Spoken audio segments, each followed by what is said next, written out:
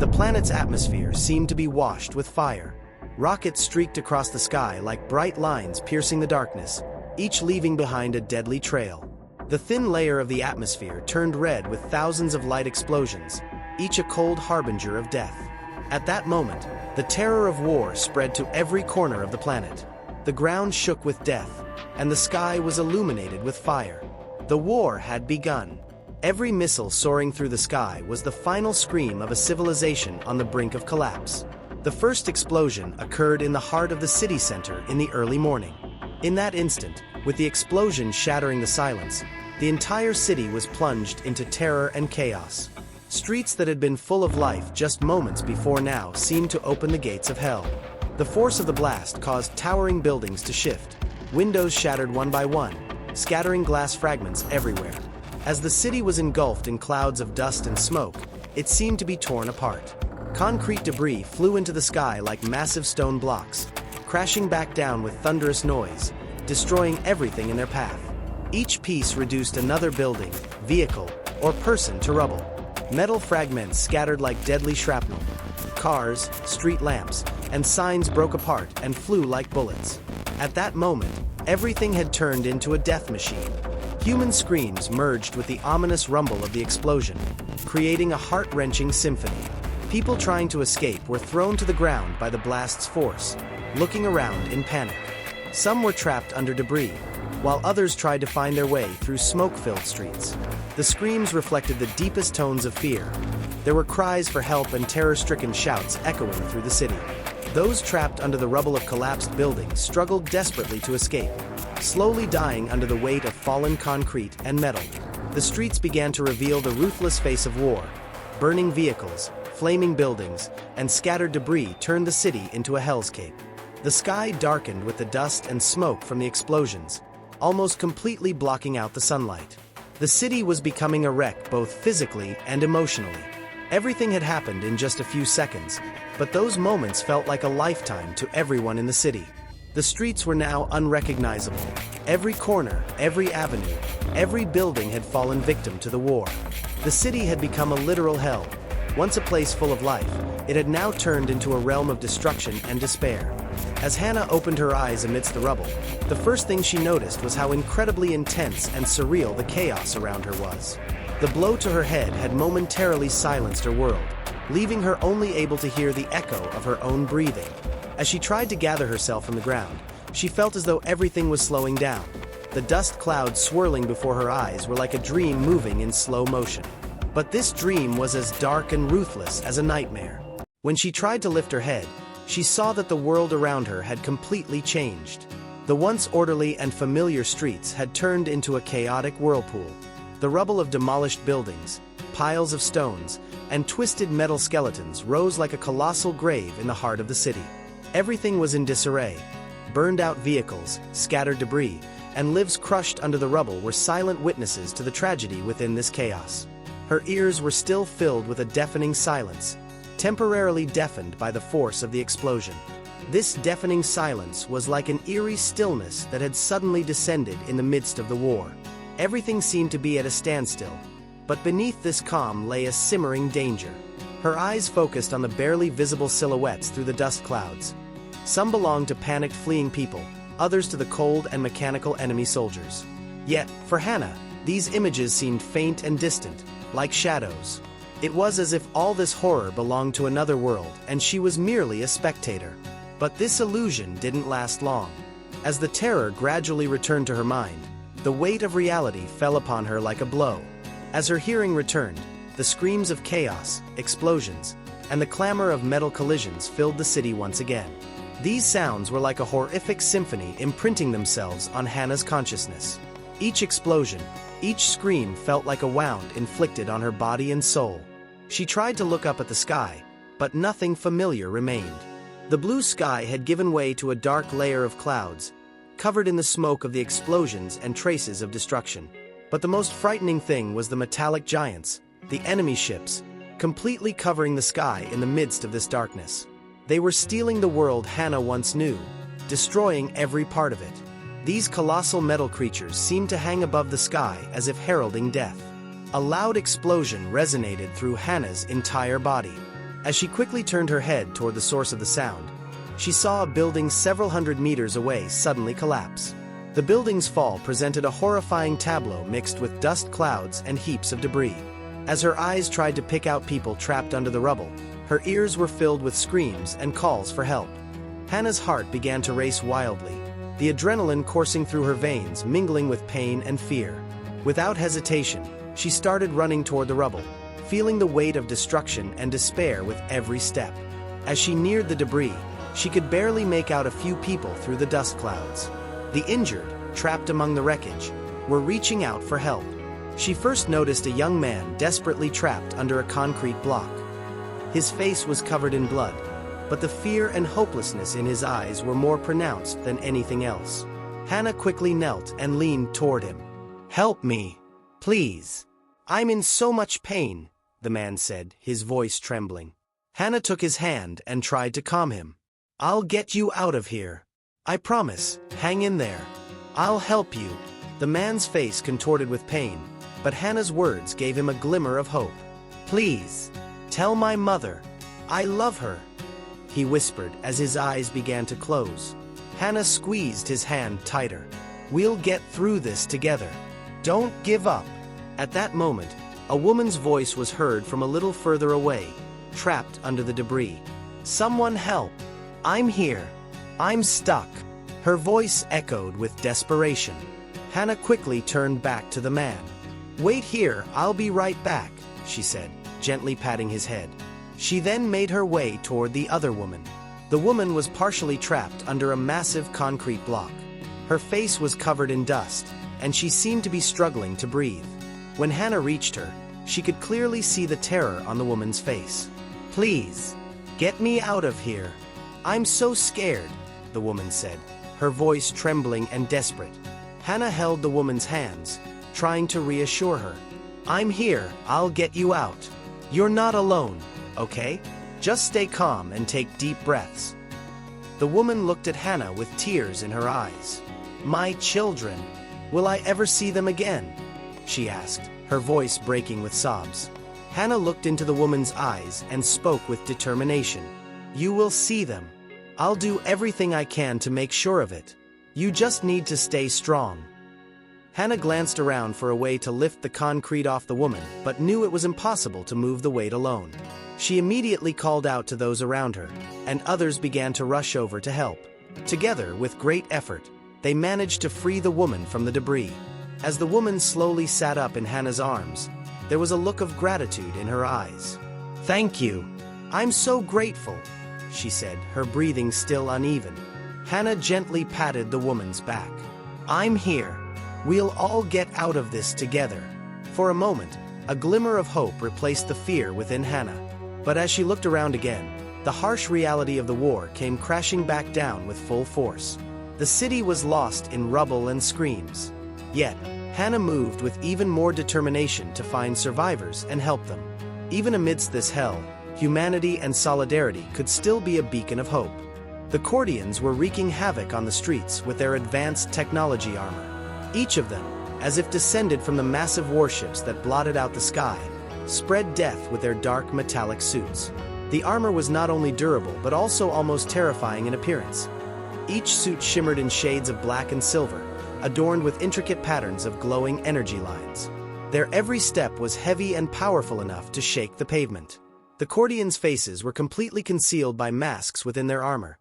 These masks resembled human forms but were like harbingers of death with their glowing red eyes.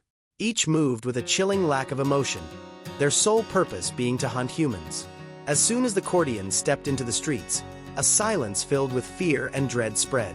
Their presence had turned the city into a hunting ground. Their laser weapons were deadly tools in their hands. Every shot emitted a sharp whistle that tore through the air, instilling fear in the hearts of the last defenders in the streets. When the Cordians aimed their laser weapons, they fired beams of energy that penetrated human bodies instantly, shredding them with shockwaves. Each laser fired ended a human life, making the streets even quieter. The Cordians operated like flawless killing machines. They scoured every corner of the streets, finding and extracting people hiding among the ruins of buildings. Their merciless hunt filled every corner of the city with death. Advancing in small groups, They used their laser weapons meticulously, picking off the hiding survivors one by one. This was not an ordinary battle. It was a systematic extermination operation for the Cordians. At the corner of a street, as a group of people desperately tried to escape, one of the Cordians noticed them. Calmly aiming his laser weapon, he fired in rapid succession. The first wave of fire struck a woman in the back. She collapsed to the ground in an instant, her body going limp. Next, a child trying to hide was shot in the shoulder. His screams echoed through the streets, but to the Cordian, it was just another target. The Cordians showed no hesitation in their movements. They had come to end this war, and humanity was merely prey in their eyes. The city was their hunting ground, and every street, every corner, every building was being destroyed by their ruthless operation. People fled and hid desperately, but escaping the Cordians' gaze was impossible. Their cold, calculated, and merciless attacks filled every corner of the city with death. In the midst of this horror, Hannah witnessed the Cordians' cruelty firsthand. She realized how vulnerable people were in the face of their seemingly unstoppable advance. The Cordians had come to win this war, and their presence was a sign that life in the city was coming to an end. With every step they took, every piece of the city they seized, the hope for human salvation seemed to diminish with each passing second.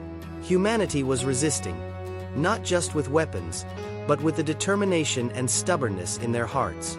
Every fallen building, every lost life, only fueled their resolve to fight. No matter how powerful or technologically superior the Cordians were, there was a fire burning within the people. This fire kept them fighting even when cornered. The streets were littered with debris and wreckage, but amidst this devastation, human resistance fighters were still battling on. Makeshift barricades, shelters made from metal scraps, and even the remnants of demolished buildings, all were symbols of resistance. Regardless of age or gender, everyone was turning whatever they could find into a weapon. Those with laser guns fought bravely against the Cordians, while even those armed only with a hammer or pipe did not hesitate to attack. The resistance fighters had established themselves in every corner of the streets, fighting with urban guerrilla tactics. Behind every building, under every piece of rubble, a human warrior was hidden. They chose to resist rather than retreat in the face of the Cordians' relentless advance. They seized every opportunity to strike back with their laser weapons, causing damage to the enemy. Sometimes they lay in ambush around a street corner. Other times they targeted their enemies from atop rooftops. This was the most tangible proof that even when outmatched technologically, determination could prevail. Every explosion was seen as another victory for the resistance. A group of people had set up a barricade in a street where the Cordians were advancing. Behind the barricade, people waited with expressions of determination and faith. Some were equipped with laser rifles, while others were armed only with a piece of pipe or a rock. As the Cordians approached, their hearts raced faster, but no one retreated. When the first shots were fired, the street turned back into a hellish battleground. As laser beams glinted in the air, people returned fire from behind their barricade. Their weapons were weaker and less effective compared to the Cordians, but their will to fight never wavered. In one corner, a young woman drew the attention of a Cordian by hurling a piece of rubble. When targeted and fired upon, she quickly took cover behind another barricade. As the Cordians closed in, other people joined her. The sounds echoing through the street were a defiant shout that humanity would not give up. Behind every fallen barricade, another resistance fighter emerged, continuing the fight. The Cordians were powerful, but the determination and stubbornness of the people slowed their advance. This resistance was not just a physical battle but also a battle of wills. Despite their enemies' superior technology, the humans chose never to surrender. They knew that if they gave up, they would lose not only their lives but also their beliefs, freedom, and loved ones. And that was unacceptable. With each Cordian that fell, the resistance fighters clung tighter to one another, drawing strength from their unity. This fight was not just for a piece of land, but for the spirit, resolve, and freedom of humanity. Mankind, by its very nature, never ceased to fight. Determination and stubbornness were stronger than their weapons. And this strength was what kept them standing, driving them to continue the fight. Hannah, dragging a severely wounded soldier, felt as though the weight on her shoulders was nearly making her knees buckle. The soldier's bleeding legs scraped against the ground with every step, and blood seeping from the cracks in his armor was staining the streets. Hannah's muscles ached with pain, and her breath was uneven. Explosions in the sky shone like a symphony of death, each blast shaking the city like a lightning bolt. But Hannah's mind remained focused. She had no intention of giving up. Just a bit more. Just hang on a little longer, Hannah panted as she pulled the soldier into the corner of a narrow alley. The soldier blinked in agony, trying to respond through gritted teeth. "Leave me, Hannah," the soldier said, his voice trembling and strained. "You can't. You're not strong enough." "No," Hannah interrupted fiercely. "I'm not leaving you here. Giving up is not in our book." The soldier, trying to wipe away the sweat from his eyes, gathered his strength to give a slight nod. His expression was a mix of gratitude and despair. "Your courage embarrasses me. But think of them, Hannah. Others need help." Hannah paused and looked around. The streets were lost in the midst of destruction. Cries for help rose from every corner, but the sounds were merging into a deafening roar. Hannah's heart tightened more with each moment. She didn't know how many more she could save, but leaving the soldier behind felt like betraying her own conscience. "It can't be!" Hannah shook her head in frustration.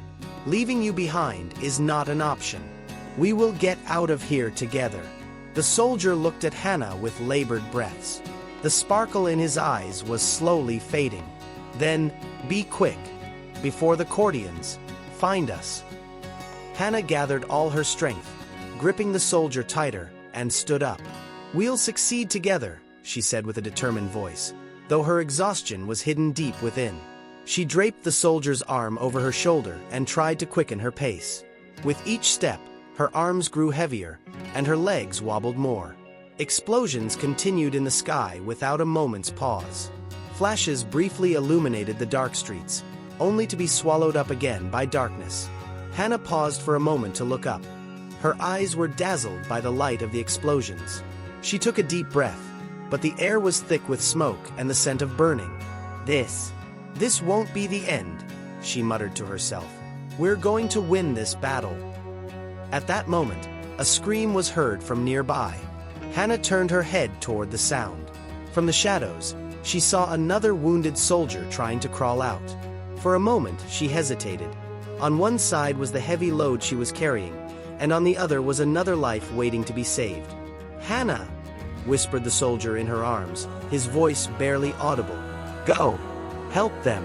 Leave me here." "Be quiet," Hannah replied more sternly this time. "I'm not doing that. I'm going to save us all." But the voice inside her told her it was impossible. Her body was on the brink of collapse. Each step grew heavier, each breath weaker. Yet, she gathered her mental strength and forced herself to move. She quickened her pace, advancing toward the crawling soldier. "Hang on!" Hannah shouted, her voice cracking. "I'm coming!" The wounded soldier collapsed in pain, reaching out and waiting for Hannah to come closer. But before Hannah could take more than a few steps, she lost her balance. She stumbled but didn't fall. Her vision blurred, but she managed to stay on her feet. Her whole body was burning with rebellion, but she refused to give up. At that moment, a rustling sound was heard in the air. Sensing danger, Hannah turned her head. A Cordian craft was swiftly approaching from above, gliding through the sky like a predator. "Damn it!" Hannah groaned. She hadn't anticipated the Cordians being so close. Time was running out. The wounded soldiers trapped under the rubble seemed unlikely to survive this devastation. But she had to do something. With one last effort, Hannah grabbed the soldier's hand and tried to drag him behind the cover with all her strength. As the beam of light from the sky fell upon them, Hannah closed her eyes tightly. Her heart was racing, but this would not be the end. Even in her final moments, Hannah was determined to fight. Giving up was not an option for her. Inside the Cordian warship, the space was filled with technological details unfamiliar to the human eye. Every surface, every panel, functioned like a death machine. Soldiers inside the ship took up their positions with disciplined steps, while the large screen in the center displayed images of the occupied planet. Cordian Commander Gresh watched the screen with cold eyes.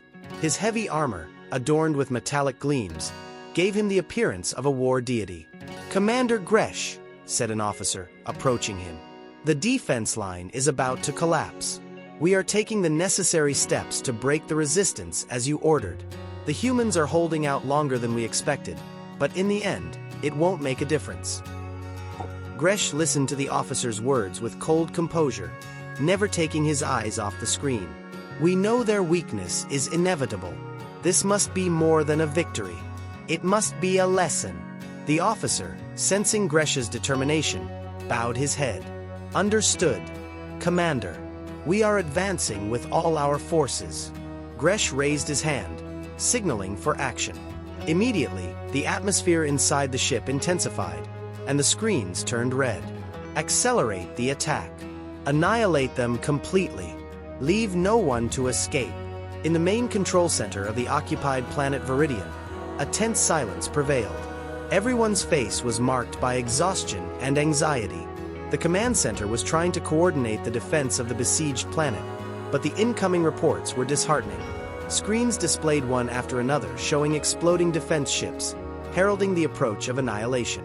Colonel Liera wiped the sweat from her forehead and glanced once more at the map on the screen. The defense line had been breached, and Cordian ships were advancing rapidly. "Commander, our defense line is collapsing," said the young officer beside her, his voice trembling and desperate. "We've deployed our reserve forces to the front, but, at this rate, our center can hold out for at most a few hours." Colonel Liera, ignoring the fear on the officer's face, took a deep breath. "Our duty is to hold out until the end, no matter what. We will not give up, understand? Relay the coordinates to all units again. Withdraw every unit to defend to the last breath." The officer hesitated before nodding. "But Commander, if we pull back any further, we won't be able to protect the civilian areas. We'll be putting them in danger." Liera straightened immediately upon hearing the young officer's words. "Every inch of this planet will be defended. Civilians are part of our defense. Everyone is in this fight. Never forget that." At that moment, a new danger signal appeared on the large screen in the center. The Cordians were advancing with heavily armored warships. Liera clenched her teeth as she looked at the screen, and a report came from one of her officers. "Commander, enemy armored ships have reached the front lines. They are targeting our center directly." Liera paused for a moment, struggling to suppress the growing wave of fear and helplessness within her. "All right, we'll make one last maneuver. Bring all artillery into firing positions. We have to stop them here." The officers quickly set about carrying out the orders. The atmosphere in the center was filled with desperate determination. Many felt that the end of this battle was near, but nothing was finished yet. "Keep your eyes open," Liera said, addressing the surrounding officers. "This may be our last line of defense, but remember that this end will be on our terms. Everyone, take your positions and fight to the end." As everyone returned to their positions, a glimmer of resolve appeared in Liera's eyes.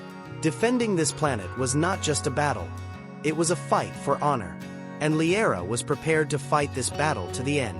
The sound of missiles exploding outside echoed in the hearts of everyone in the center. The presidential palace, the most powerful symbol of the planet, stood as a majestic structure with its marble columns, vast courtyards, and large glass windows. But now, that majesty had given way to chaos. Cordian attacks had breached the palace's security systems, and explosions that shattered the outer facade created great panic inside. The corridors were filled with the frantic activity of palace guards and personnel. The once grand structures were now shrouded in dust and debris, making each step increasingly perilous. The palace's enormous crystal chandeliers hung precariously from the ceiling, seemingly ready to fall at any moment. The echoes of explosions reverberated through the walls, lost amidst the clamor of metal and the fearful cries of people. President Terran was trapped in his expansive office. As he watched the horror unfold outside the window, the voice of the head of security crackled through the intercom. "President Terran, the emergency evacuation plan is in effect, but the routes are blocked. The Cordians have surrounded everything," the security chief said, his voice laced with anxiety. "They're attacking from all sides. The corridors aren't safe. We need to get out of here." President Terran took a deep breath and surveyed the room. The large desk in his office was covered with emergency documents and maps. Yet, he knew that none of these documents offered a solution for the destruction looming so close. "How much time do we have, Chief?" Terran asked, his voice calm but unable to hide the fear within. "Only a few minutes at most, sir. The Cordians are on the verge of taking the palace. Transitioning from the secure room seems unlikely." At that moment, a massive explosion occurred outside.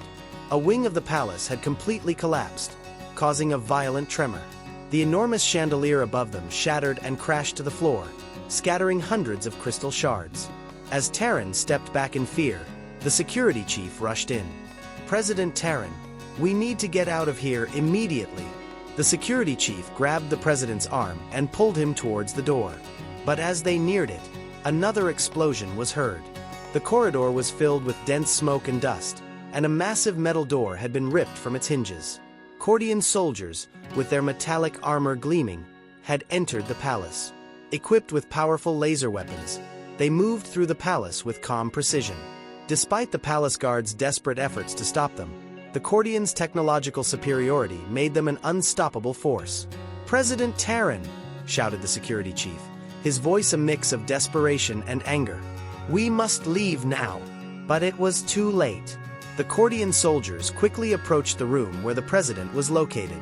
As they entered, the security chief drew his weapon and attempted to fire, but a beam from the Cordians' laser weapon struck him down instantly. President Terran, eyes filled with fear, tried to retreat, but there was no escape. The Cordian soldiers approached with cold, emotionless efficiency. "President Terran, surrender. Resistance is futile," said one soldier in a metallic voice. Terran took a step back and pressed his back against the wall. His heart raced. There was no escape. For a moment, he thought of the planet's people. Their future was now out of his hands. The Cordian soldier took another step, pressing firmly on the president's shoulder and forcing him to his knees. "The end has come," said the soldier. "This planet will become part of the Cordian Empire." President Terran surrendered, collapsing to the floor. The palace was no longer a symbol but a monument to destruction. The Cordians surrounded the president and took him into custody. The palace was experiencing its darkest hour, and President Terran had to accept it in all its helplessness. Inside the command center, maps and data screens filled the room. Every corner was occupied by panels for strategic planning and engineers. Screens displayed detailed plans of various defense systems, laser defense turrets, and missile launchers. Colonel Liera was drawing lines on the map, reorganizing the defense lines. The large red dots on the screen indicated the coordinates of enemy ships. "Our biggest current threat is the Cordian heavy armored units. They are advancing directly towards our command center. We need to strengthen our defense line," Liera said to a young officer coordinating strategic plans. "We need to urgently reconfigure our defense systems. Increase the air defense systems to maximum capacity and place all mobile missile launchers at strategic points." The young officer entered various commands on his screen as a communications specialist quickly intervened. "Commander, the Cordians' main assault patterns are quite complex. Some of their ships are using state-of-the-art stealth systems." Colonel Liera nodded with a serious expression. "Understood." Suddenly, a panicked officer approached. "Commander, we're receiving distress calls from other planets. A temporary ally is reaching out for assistance.